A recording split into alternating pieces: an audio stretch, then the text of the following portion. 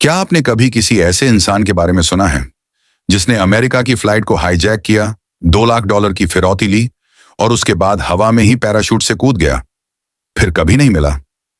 और जी हां, मैं बात कर रहा हूं इतिहास के सबसे रहस्यमय अपराधी की, डी कूपर की। यह कहानी है साल 1971 की, जब एक शख्स ने नॉर्थ वेस्ट ओरिएंट एयरलाइंस की फ्लाइट 305 को हाईजैक किया। एफबीआई ने इस केस की 45 साल तक जांच की, लेकिन आज तक कूपर का नाम, उसका असली चेहरा और उसका अंजाम सब कुछ एक रहस्य बना हुआ है। आज हम जानेंगे कि आखिर डीबी कूपर था कौन, उसने ये हाईजैकिंग कैसे की और वो आखिर में हुआ क्या। 71. Well, I think it's a great mystery. You know, what happened to this guy? The last thing we knew is he had $200,000 and bailed out of the back of a 727, November 24th, 1971.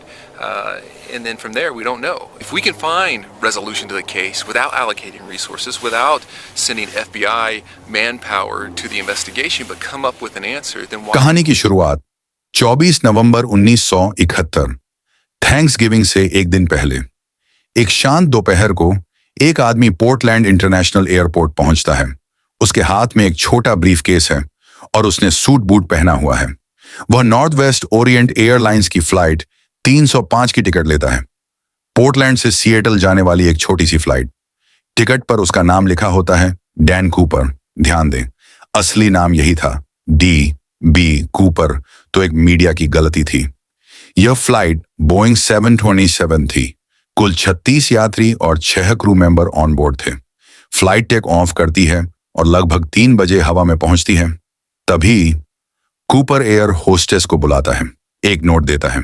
Air hostess note पढ़ती है और Cooper मुस्कुराकर कहता है, miss, you'd better read that note, I have a bomb. Hijack शुरू। अब हालात बदल चुके थे।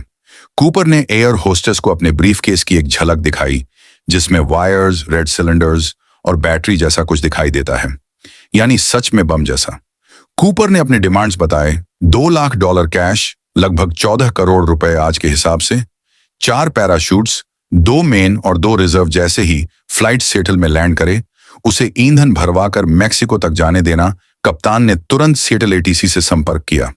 पुलिस और एफबीआई को अलर्ट किया गया।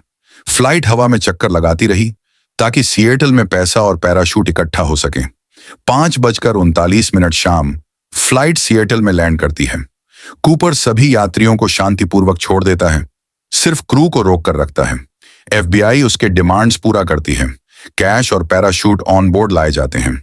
कूपर अब प्लेन को दोबारा उड़वाता है। इस बार गंतव्य है मेक्सिको सिटी। रहस्यमयी छलांग। कूपर ने पायलट को स्पेसिफिक इंस्ट्रक्शंस दिए, केवल 10,000 फीट की ऊंचाई पर उड़ना, बहुत धीमी स्पीड रखना, फ्लैप्स 15 डिग्री पर सेट रखना, पीछे के लैंडिंग गियर को नीचे करना और इंपॉर्टेंटली दरवाजा खुले रखने देना। ये सब नियम पैराशूटिंग के अनुकूल थे। रात के लगभग 8 बजे प्लेन के कॉकपिट क्रू को अचानक एक तेज आवाज सुनाई देती है। पीछे का दबाव कम हो जाता है। कूपर फ्लाइट के पीछे से कूद चुका होता है। बारिश हो रही थी, अंधेरा था, 160 किलोमीटर प्रति घंटा की स्पीड और 0 विजिबिलिटी। प्लेन को रेनो, नेवाड़ा में लैंड कराया जाता है, लेकिन कूपर गायब था, जैसे हवा में ही घुल गया हो। सबसे बड़ा एफबीआई केस। एफबीआई ने तुरंत एक मैसिव मैनहंट शुरू किया। 1000 से ज्यादा संदिग्ध इंट्रोगेट किए गए, लेकिन कोई भी ठोस सुराग नहीं मिला। कूपर ने जो पैसे लिए थे वो सभी सीरियल नंबर के साथ मार्क किए गए थे, लेकिन वो पैसा कभी सर्कुलेशन में नहीं आया। 1980 में एक 8 साल का बच्चा टीना बार नामक जगह पर एक नदी किनारे खेल रहा था। तभी उसे $5,800 की गड्डियां मिलती हैं, वही सीरियल नंबर्स वाले। इससे साबित होता है कि कूपर ने शायद नदी में कूदते वक्त पैसे खो दिए होंगे, लेकिन यह अभी भी साबित नहीं करता कि वह मरा या भाग गया। कूपर कौन था? एफबीआई ने कुछ सस्पेक्ट्स को बार बार इंट्रोगेट किया। 1. रिचर्ड मकॉय 5 महीने बाद सेम तरीके से हाईजैक किया, बाद में पकड़ा गया, पर उसने कूपर होने से इनकार किया। 2. ड्वेन वेबर 1995 में मरने से पहले अपनी पत्नी से बोला, आई एम डैन कूपर, लेकिन उसके खिलाफ ठोस सबूत नहीं मिले। 3. Robert Rackstraw, ex military, paratrooper, जाली डॉक्यूमेंट्स बनाने वाला, पर केस में उसे कभी चार्ज नहीं किया गया। 4. लिन डॉयल कूपर, उसके रिश्तेदार ने दावा किया कि उसने परिवार को बताया था कि वह बड़ी चोरी करने जा रहा है। FBI ने 2016 में केस को ऑफिशियली बंद कर दिया। कोई डेफिनेट कंक्लूजन नहीं निकला। आज कूपर की कहानी एक फोल्क लेजेंड बन चुकी है। उस पर documentaries, movies, TV shows, even video games बन चुके हैं। कुछ थ्योरीज कहती हैं वह पैराशूट मैलफंक्शन से मरा होगा या फिर जंगल में गिरकर खत्म हो गया। कुछ कहते हैं वह सरवाइव कर गया, पहचान बदलकर कहीं और चला गया। पर कोई ये नहीं जानता कि असली सच क्या था। B.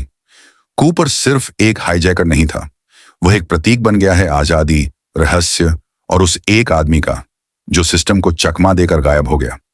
आज 50 से ज्यादा साल बाद भी ये केस अनसुलझा है। क्या आपको लगता है B. कूपर जिंदा बचा था या ये सब एक खतरनाक प्लान की दुखद समाप्ति थी? कमेंट में जरूर बताएं और ऐसे ही वीडियो के लिए चैनल को सब्सक्राइब करें।